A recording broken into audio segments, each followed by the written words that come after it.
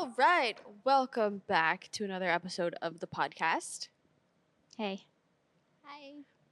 It's. Did we title these girls episodes? Did we say?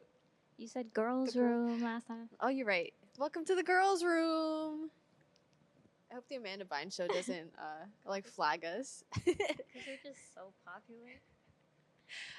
But yes, so we are finishing up our series for this month. We've been talking about different women in the Bible. Last week we would have talked about Vashti and Esther, and we're just going to continue on that conversation, focusing primarily on Esther for this week. So boys are allowed in the conversation, I guess. But our topic for the month or for this week is going to be Esther. So last week we left off in chapter 2, Esther chapter 2, where she became queen. So we're going to pick it up from there. Okay, so after she became queen, the king Xerxes also promoted basically someone named Haman. And so at this point, Haman became, I believe he's basically the one under the king. I'm not 100% on that, so, right? I think in terms of like stature or like status, I believe he was just under the king. And so as such, he went on his like parade or whatever, like parading himself as his new position. He was basically telling everyone like, "Hey, bow down to me, because I'm basically the king's right man." And so our guy, Uncle Mordecai, Mordecai, cousin Mordecai was basically like, "I'm not going to do that." And so there started the feud between Haman and Mordecai. And so Haman was like, so as Haman was doing his parade, he and Mordecai said he didn't want to bow down. He was like, "This is the king's commandment. Why are you disobeying the king?" And Haman was just like, "I'm not bowing for you." He's basically, "I'm not going to bow down for anyone that is not my God," essentially. And so Haman was like, "I'm not with it." So he went back to the king and he plotted to have Haman impaled, right? And so he went back to the king. He had this conversation. He was like, there's a certain people dispersed.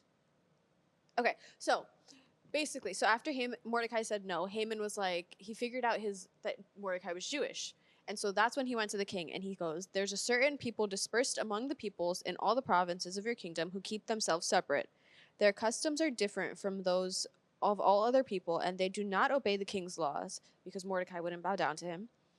"It is not in the king's best interest to tolerate them. If it pleases the king, let a decree be issued to destroy them, and I will give 10,000 talents of silver to the king's administrators for royal treasury."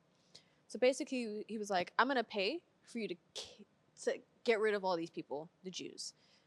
And so the king was like, "You know what? Yeah, man, go ahead. You don't got to pay me, but you could do it." And so that was when basically I'm trying to think of a non-triggering word for this. I guess I don't want to say cleansing, but one of those was basically agreed for Haman to do to the Jews. All right, that's chapter 3 of Esther. Chapter 4. Mordecai, or the Jews found out about this decree, right? Mm-hmm. And Mordecai goes back to his homegirl Esther, who is now the queen. And he's like, "Hey, your people are being sentenced to death, basically. We need you as our queen, basically, of this area, to like try to help us out." And so Esther, once Esther got his message, right, she was like, "I don't know, this is a lot. He might not listen to me, whatever." And so and then Mordecai wrote back to her and he was like, "Do not think that because you are in the king's house, you alone of all the Jews will escape." Because at this point, no one else in the king's palace knew that she was a Jew, right? And he goes, Mordecai goes, "If you remain silent at this time, relief and deliverance for the Jews will arise from another place, but you and your father's family will perish. And who knows but that you have come to your royal position for such a time as this." And then Esther was like, "You know what? You're right. I'm going to need y'all to like fast and pray for me, and then I'm going to go talk to the king." Right? And then if I die, I go, but I'm going to do what I need to do or what I think can be done. And then on that third day of them fasting and praying, Esther went to the king, but she was not, he didn't call her into his presence, basically. She was like, I'm going to go see the king. And so at this time, you don't really go to see the king unless you were called to him, right? Or like you have like a pre planned meeting with him. And so she went into his court, and everyone was like, whoa, whoa, whoa, right? And then so at this point, he can either extend his scepter or his staff to her, or he can like have sentenced her to be offed. And so he extended his scepter, and then he was like, "Hey, what is it? What's happening? What do you need?" And then and he said, "Even up to half the kingdom, it will be given to you." Right? And so she goes, and so she doesn't come right out and say that, "Hey, this is happening, and I need to do this," but instead she requests a banquet for her, the king, and Haman, which is the guy that um, got this approval from the king, right? And so if we can have this banquet tomorrow, then I'll let you know what my request is. Right? So her request wasn't the banquet, but that was part of her way to get there. And so Haman was like, "Oh my goodness, the king and the queen want me to come to a banquet." So he came to this banquet. And then they had this banquet, and Haman was like, "I'm the only one that she invited to come here. And it's just me, her, and the king." And so he was like all high and mighty and proud that this was happening. And then we go to chapter 6, right? And so after he was high and proud, he was like, he was talking to his servants or his friends, I guess. And he was like, "All right, the king and queen have invited me to this private banquet. I need you guys to set up a pole, right, of 50 cubits high, and ask the king." And he was like, "At this banquet the morning after, I'm going to ask the king to have Mordecai impaled." Isn't that wild? Isn't that such an insane? That's so crazy to me. Wow, people were so creative. And so the next time the banquet happens, but before the banquet happens, the king's like, "I can't sleep," and so he has someone come in and basically read him the history of what has happened under his rule. And so that's also wild to me. Have someone read back your accomplishments as like your bedtime story. I wish. And so that was when the king Xerxes was reminded that Mordecai basically saved his life way back when. And so he goes, "Hey, we never rewarded him. Nothing ever happened." And so the king then was like, "Do you know what? Let's talk to Haman and let's see if we can get Mordecai reward." Isn't that insane? I feel like if I was Haman, I don't know. I feel like that'd be so like the man that I hate, you want me to go and reward him? Anyway, so they bring Haman in, and so he didn't tell him the situation, but he was like, "What should be done for the man that the king delights to honor?" Right? And so Haman thinks he's talking about himself. So he's like, in his head, I'm assuming he's like, "Wow, the king wants to honor me. Like, what should he do?" And so basically, they have this whole conversation, and then he told him what to do, and then the king was like, "You know what? Perfect. Now you go and do that for Mordecai." Isn't that sad? Sad for who? For thingy. For Haman? Yeah. He just he was not a good actually man. sad, but it's sad. Humbling, I think. And so basically, he went and he did that, and then his advisors told him, "Since Mordecai, before whom your downfall has started, is of Jewish origin, you cannot stand against him. You will surely come to ruin." And he did. All right, moving on. So we're in chapter 7 now, and so now is the time of the banquet. So the king goes to Esther, and he's like, "Hey, what's your petition? I'll give it to you. Like, whatever your request is, it'll be granted." And so Esther goes, "Since like we're so cool, right? Me and you, and I want you to spare my people, right? There's this decree that all the Jews are to be killed at this time, and I need you to like reverse this." And so the king is like, "Oh, your people are going to be killed? Like, what is happening? Who did this? Who allowed this?" And she goes, "Haman."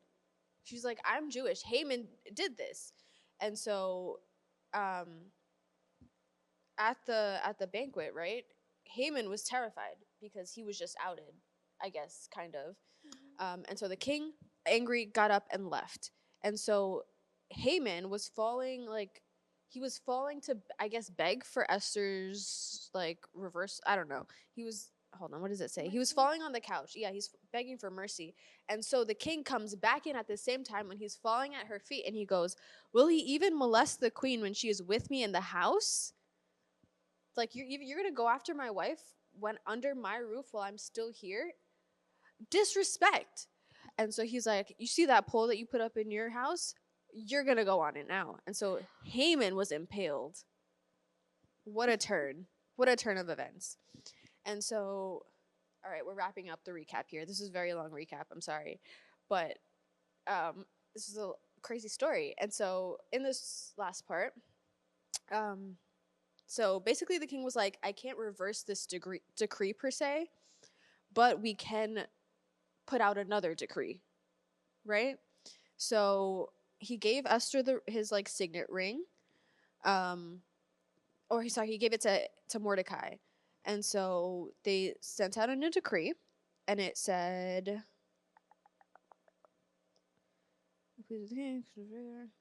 so the order, Esther requested for an order to be written overruling the dispatches that Haman and his sons put out for the Jews in all the king's provinces. And so so he agreed to write the decree in the king's name on behalf of the Jews as Esther deemed fit, right? So he was like, "Do whatever you got to do to save your people. Here's my ring. You have any permission that you need."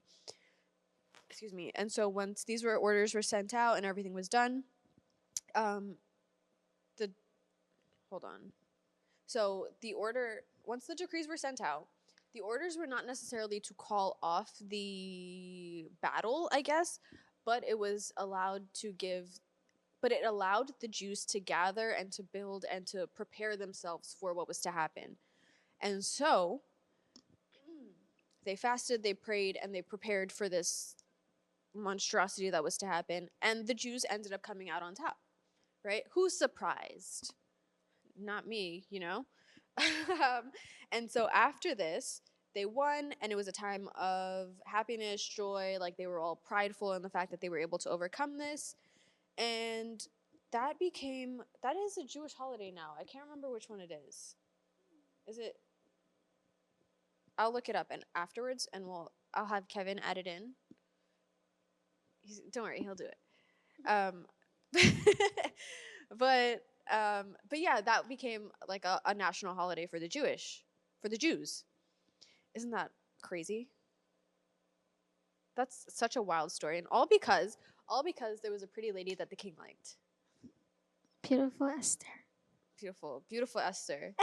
But she was more than just beauty, right? She was grace. And much brains. And much brains, many brains. Okay, so now we're gonna get into it. Okay, does everyone follow along with the story of Esther? Okay, so this portion of Esther's story compares to the last one that we talked about last week, she is a lot more active in these parts, right? Because I feel like before in her preparation to be queen, it was just kind of like, "Hey, you're a woman, come here and do this." And like, we didn't really get to know much of who Esther was and what she was about until we got to this part after she became queen. So I feel like, question, do we think, or did we expect Esther to have been this type of person if we hadn't read this part of the book yet? Does that make sense? Knowing just the first half of the story, right, of how she was beautiful and she was prepared for the king, would we have expected her story to end up this way?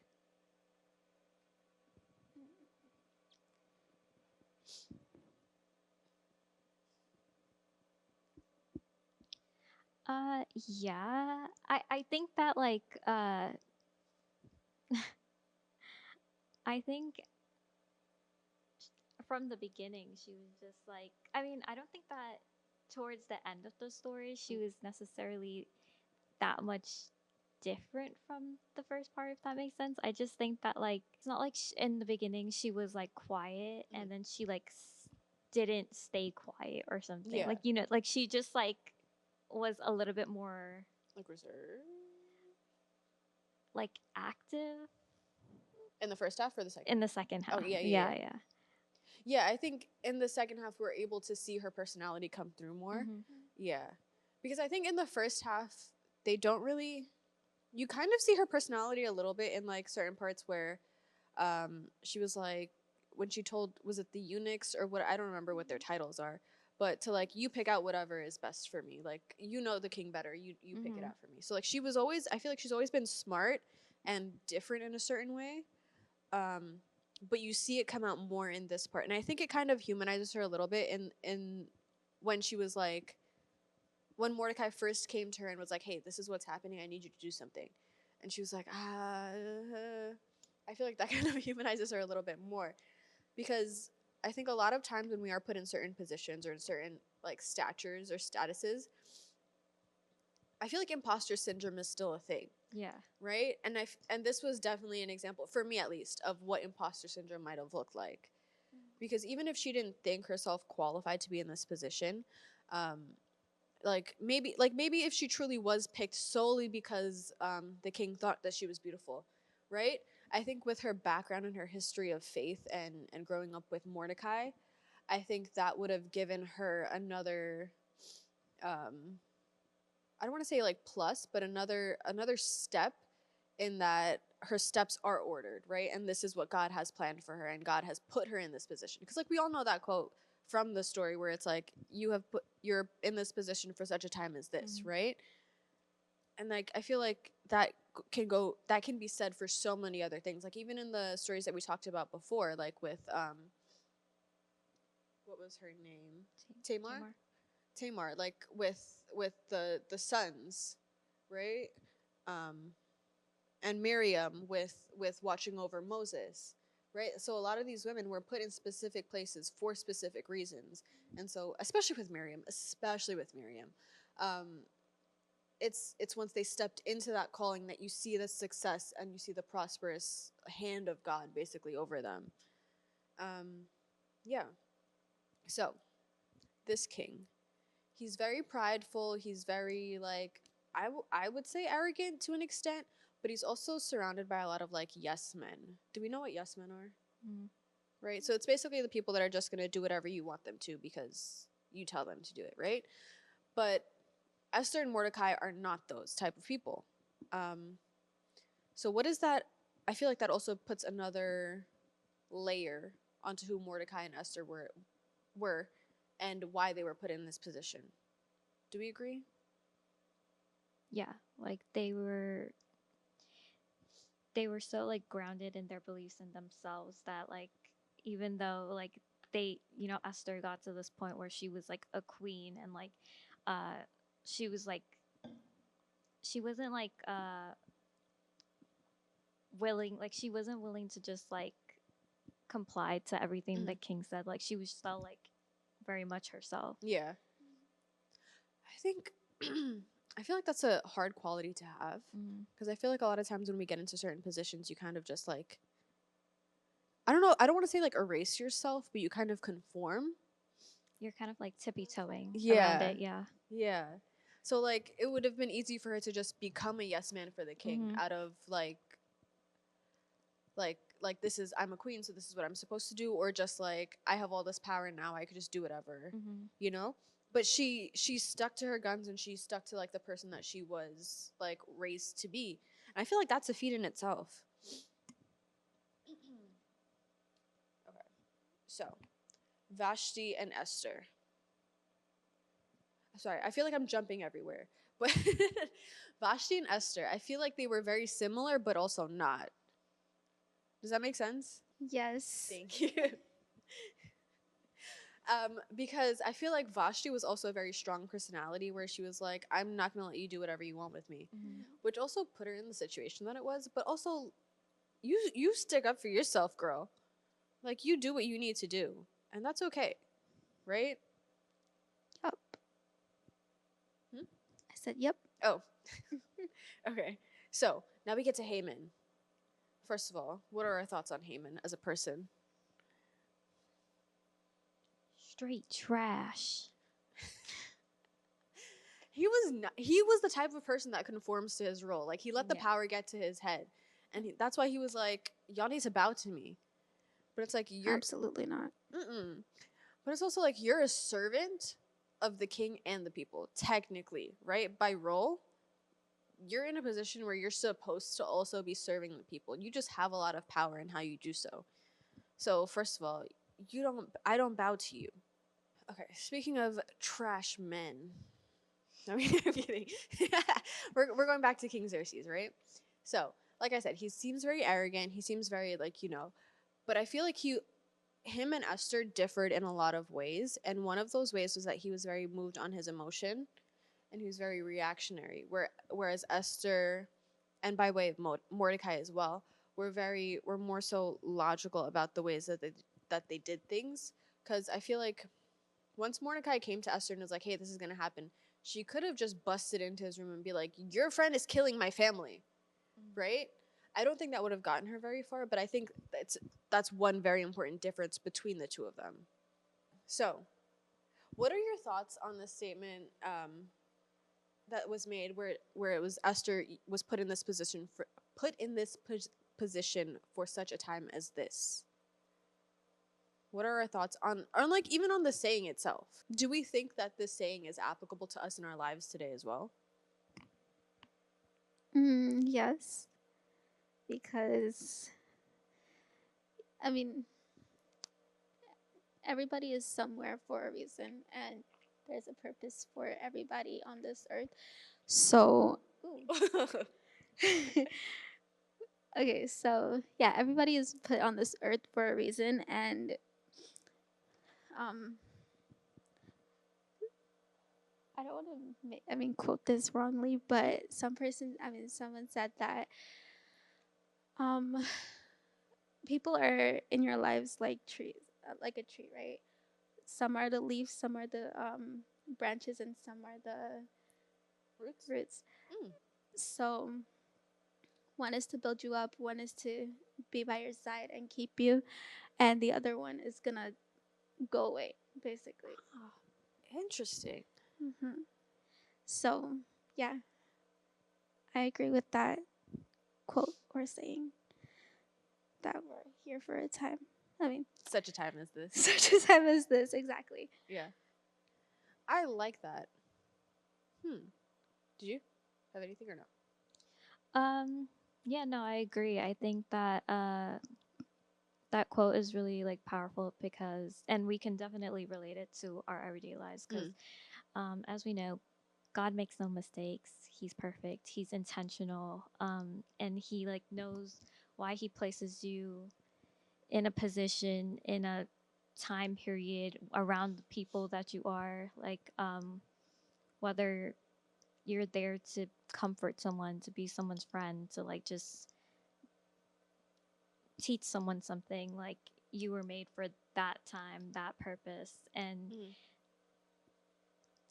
that small reaction could be to someone could be something, greater in their like story and calling. So Yeah, I think it's definitely been something that I've had to remind myself of in the past, Mhm. right? That you're here for a reason, kind of thing. Because I feel like a lot of times like, I know I can only speak for myself, right?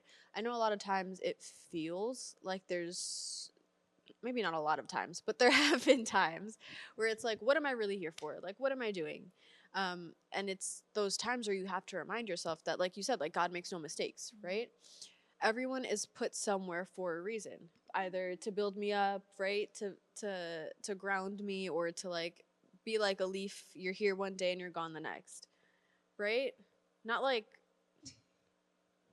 not like gone permanently, but just like some people are not in your life forever, right? Your relationship does not last forever sometimes in that way, I mean.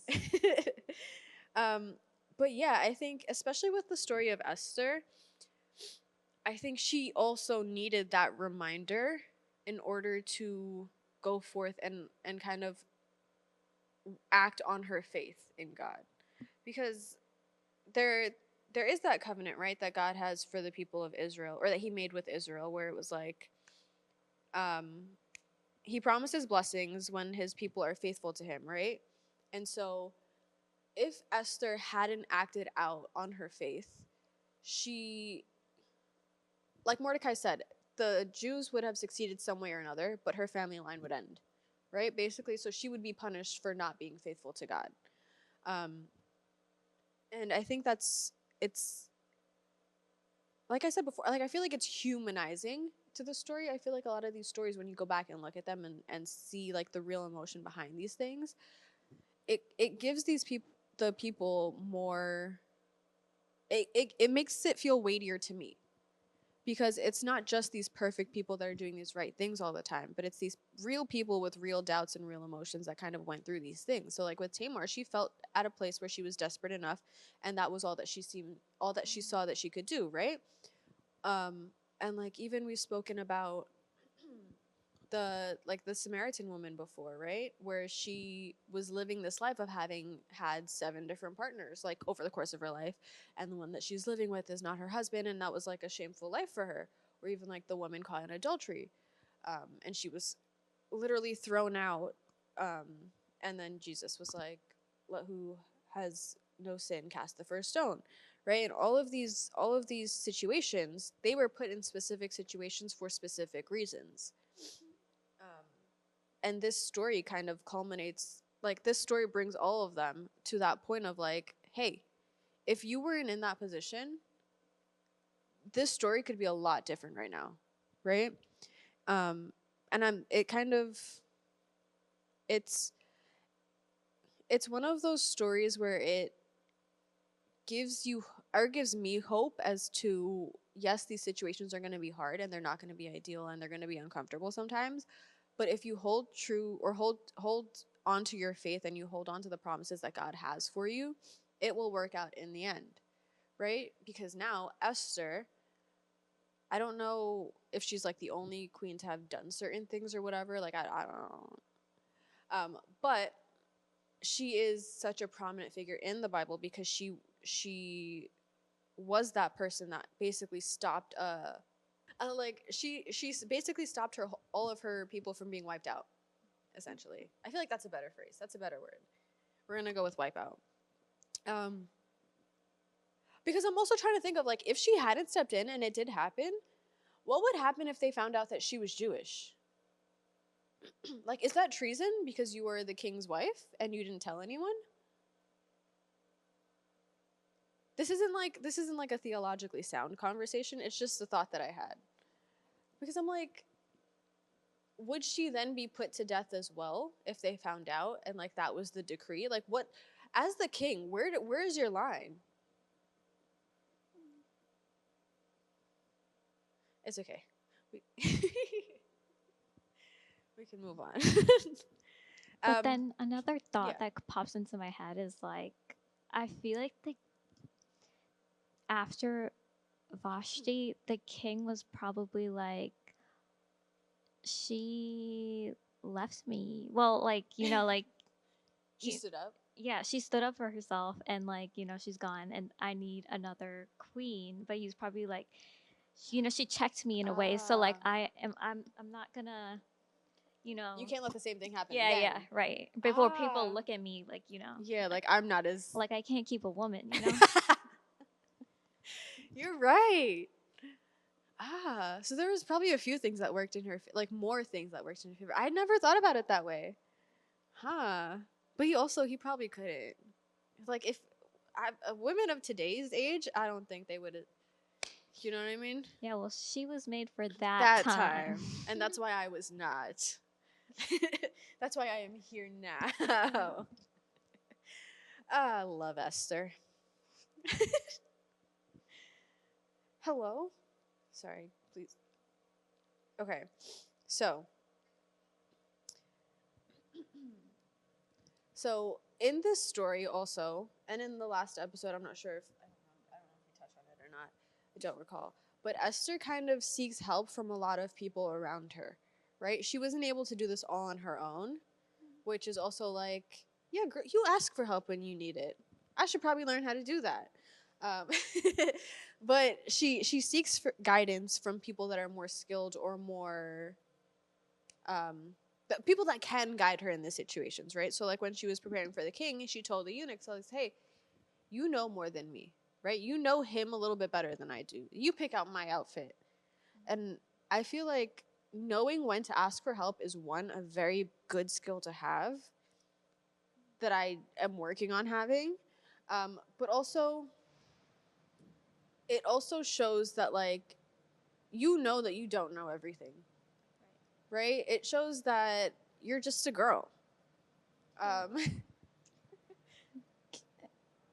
I was thinking humility because you're not yeah, absolutely. pompous and saying, "Oh, I know everything," and all of the above. You know. Exactly. And you kind of see from like previous episodes, when we talked about Tamar, how she did not have that, those people like that Yeah, she that could call on, and like, she felt like we talked about it a lot, that she felt like she was on her own, and like she had to take matters into her own hands. So you see like a different side to the two women, where like Esther, she had people that she could rely on, and like her story turned out different than Tamar, but that's also why, like, Tamar was such a powerful person in the Bible also.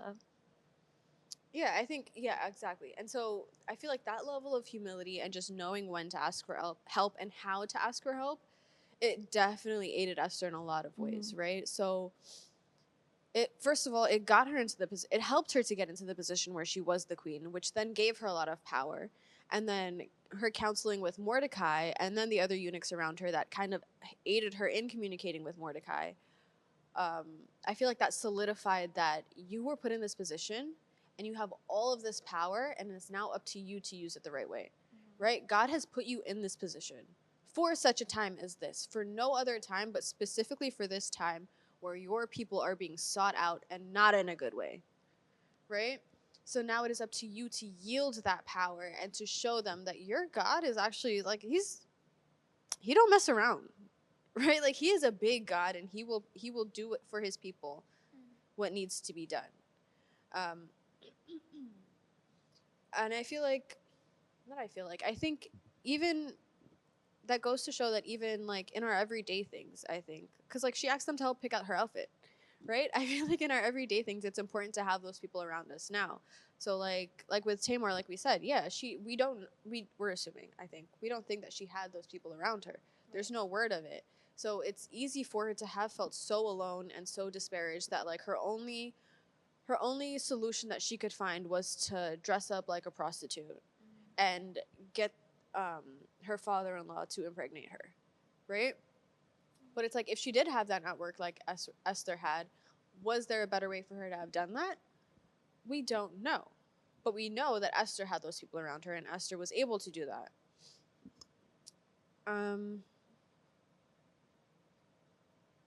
Yeah. So, Esther, we've established beautiful girl, inside and out. But I think I think there are quite a few qualities of Esther that I like personally and that I think are commendable. Do you guys have those for her? What do we think? Faithful. Mm-hmm. Mm. She was very faithful. She's very strategic Mm-hmm. in where she picks her battles, like she's like, sure, pick out my clothes for me, but also let me double it in asking, like in me making a decision to like ask the king, to save my people. Yeah. Courageous and brave. Yeah. Absolutely. Yeah, those are the qualities that I was going to say, but I think, yeah, she was humble, she was strategic, she was brave, she was courageous, and I think she was playing into the being strategic. I think she was also very wise, Right. in the way that she went around about certain things. Because I know, like, there are definitely people in my life that I've known that have tried to be strategic, but strategy without wisdom can't really take you very far, right? Because I've known people where they like are in certain situations and they try to be like sneaky and like sly about it, but they don't have that wisdom on how to do it, right? So like if Esther played her cards wrong, right? If she had a strategy, maybe not a great one, but if she had a strategy and no wisdom, this could have ended very differently. But the what's strategy? But being strategic, I guess.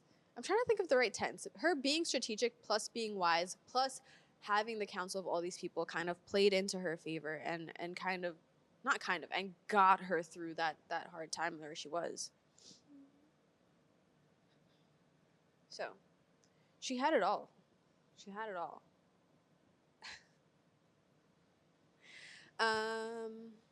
Yeah, moral of the story, I think, have it all.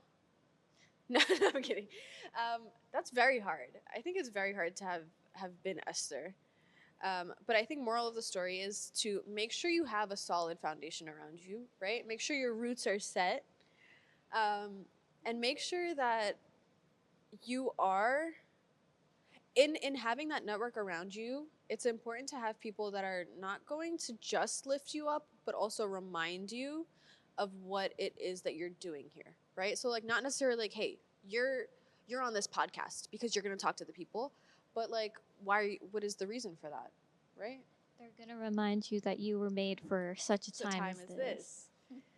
Right? So like it's not just that you're here to do this and this, but you're here for a reason. And like I guess just to remind you what God says about you.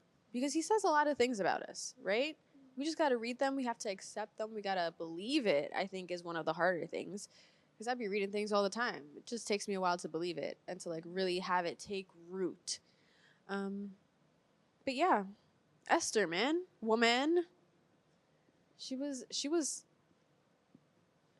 top tier, I would say. I think. Okay. Bye.